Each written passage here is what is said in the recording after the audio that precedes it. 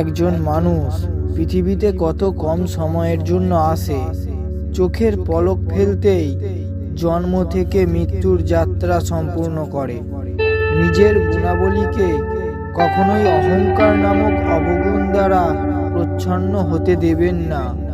সর্বদা নিঃস্বার্থভাবে অন্যকে উদ্ধার করতে থাকুন, কারণ অহংকারের শাস্তি সবাইকেই ভোগ করতে হয়, সে রাবণের মতন দানবী হোক বা ইন্দ্রের মতন দেবতা। বুদ্ধি মানুষের স্বভাবের, তার চরিত্রের সব থেকে শক্তিশালী অঙ্গ। সংসারে জ্ঞানী আর মূর্খ এদের দুজনকে সহজেই বোঝানো যায়, কিন্তু বোঝানো সম্ভব হয়ে ওঠে না কেবল অহংকারীকে, যে নিজেকে সর্বের সর্বা মনে করে। এমন ব্যক্তি যত বড় পদেই আসীন থাকুন না কেন, নিজের উন্নতির পথ নিজেই অবরুদ্ধ করে ফেলে।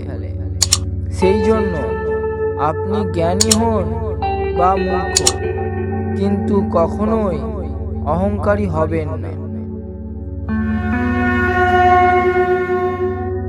বলা হয় অহংকারের থেকে বড় ভয়ানক আর কিছু নেই।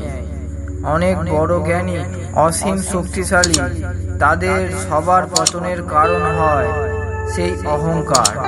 কিন্তু অহংকার কি সর্বদাই অনুচিত? সর্বদাই কি বিনাশের কারণ হয়ে ওঠে?